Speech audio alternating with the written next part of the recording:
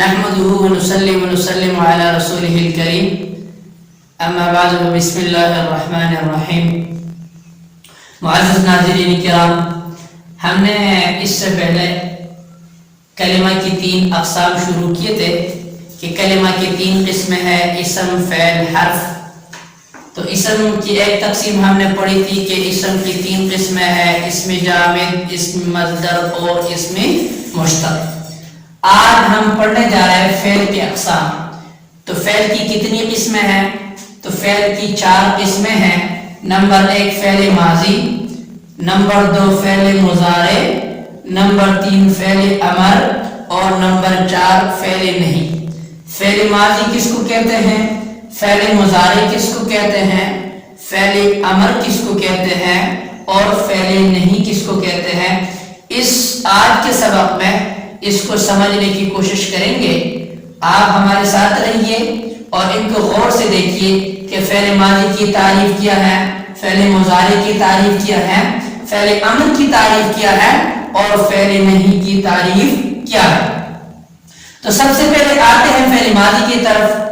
فعل ماضی اس فعل کو کہا جاتا ہے جو گزرے ہوئے زمانے پر دلالت کرے۔ اس فعل کو کہا جاتا ہے وہ فعل جو گزرے ہوئے زمانے پر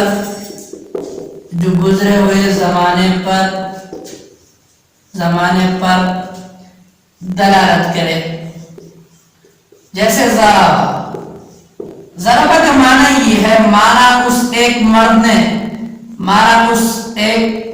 نے گزشتہ زمانے میں، تو ضربہ یہ گزرے ہوئے زمانے پر دلالت کرتا ہے، اسی وجہ سے اس کو کہا جاتا ہے فعل ماضی۔ دوسری قسم ہمارے ہاں ہے فعل مضارع۔ تو فعل مضارع وہ فعل ہے جو حال یا استقبال پر دلالت کرتا ہو، موجودہ زمانہ پر یا آئندہ زمانے پر دلالت کرتا ہو، اس کو کہتے ہیں فعل مضارع۔ یعنی وہ فعل جو موجودہ یا آئندہ زمانے پر دلالت کرتا ہو، اس فعل کو فعل مضارع کہتے ہیں۔ فعل مضارع کہتے ہیں۔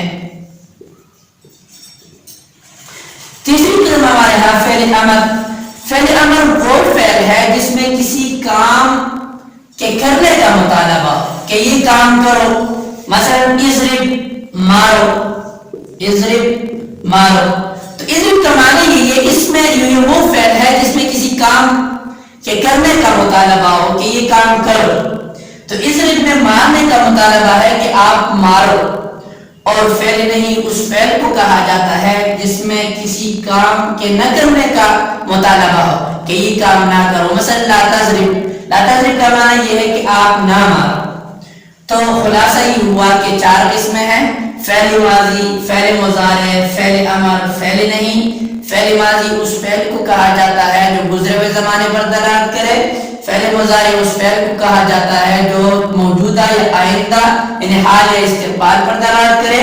اور فعل امر اس فعل کو کہا جاتا ہے جس میں کسی کام کے کرنے کا مطالبہ ہو، اور فعل نہیں اس فعل کو کہا جاتا ہے جس میں کسی کام کے نہ کرنے کا مطالبہ ہو۔ امید ہے یہ 4 اقسام آپ کو سمجھ میں آ گئے ہوں گے۔ انشاءاللہ آئندہ ہمارے ساتھ رہیے، انشاءاللہ آئندہ بھی اس کو سمجھنے کی کوشش کریں گے اور آئندہ اس کا اجرا بھی کریں گے۔ آخر دعوانا الحمدللہ رب العالمین۔